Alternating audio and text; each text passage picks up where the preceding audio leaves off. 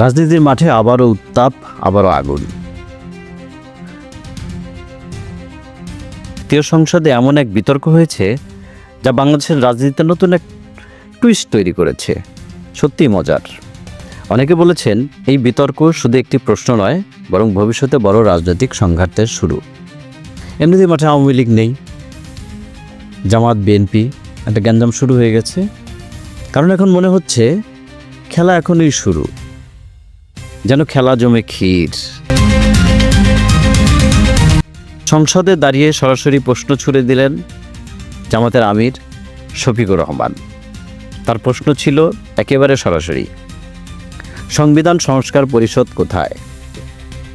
কেন 30 দিন পার হয়ে গেলেও সেই অধিবেশন ডাকা হলো না?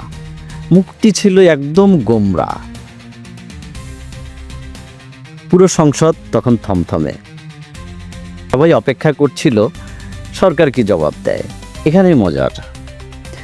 ঠিক তখনই মাইকে উঠলেন আমাদের স্বরাষ্ট্রমন্ত্রী সালাউদ্দিন আহমেদ, আর তার একটি বক্তব্য পুরো বিতর্কের দিকটাই ঘুরিয়ে দিল। তিনি বললেন, সংবিধানে তো সংবিধান সংস্কার পরিষদের কোনো অস্তিত্বই নেই। এই একটি বাক্যই সংসদে বড় প্রশ্ন তৈরি করল। মন্ত্রী এও প্রশ্ন তুললেন, যদি সংবিধানে এই পরিষদের অস্তিত্বই না থাকে, তাহলে মাননীয় প্রধানমন্ত্রী তারেক রহমান রাষ্ট্রপতিকে কিভাবে পরামর্শ দেবেন? রাষ্ট্রপতি আবার কোন আইনের ভিত্তিতে সেই অধিবেশন ডাকবেন? অর্থাৎ সংবিধানে নেই, আইনে নেই, অধ্যাদেশেও নেই, তাহলে এই পরিষদ ডাকবে কে? জুলাই সনদের বাস্তবতা। এখন বাস্তবতা কি? অনেক রাজনৈতিক পর্যবেক্ষক বলছেন জুলাই সনদ পুরোপুরি বাস্তবায়ন হচ্ছে না। এটা প্রায় নিশ্চিত। কারণ সংবিধানের বাইরে দাঁড়িয়ে কোনো কাঠামো তৈরি করা খুব সহজ না।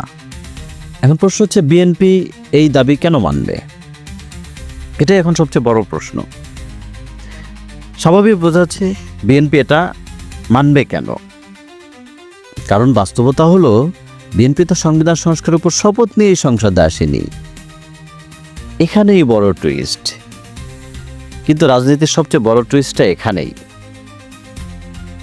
জামায়াত এবং এনসিপির অনেক সদস্য কিন্তু দুটি শপথই নিয়েছেন, একটা সংসদ সদস্য হিসেবে, আরেকটা সংবিধান সংস্কারের পরিষদের সদস্য হিসেবে। বড় আইনি প্রশ্ন। এখন প্রশ্ন উঠছে, যদি সংবিধানে সেই পরিষদের অস্তিত্বই না থাকে, তাহলে সেই দ্বিতীয় শপথটা কিসের ভিত্তিতে নেওয়া হলো? সংসদ বনাম রাজনীতি। বাংলাদেশের জাতীয় সংসদ একটি গুরুত্বপূর্ণ প্রতিষ্ঠান। এটা আইন প্রণয়নের জায়গা, এটা বিতর্কের জায়গা, এটা সাংবিধানিক রাজনীতির জায়গা। এখানে সুশৃঙ্খলভাবে বিতর্ক হতে পারে, কিন্তু মব হতে পারে না।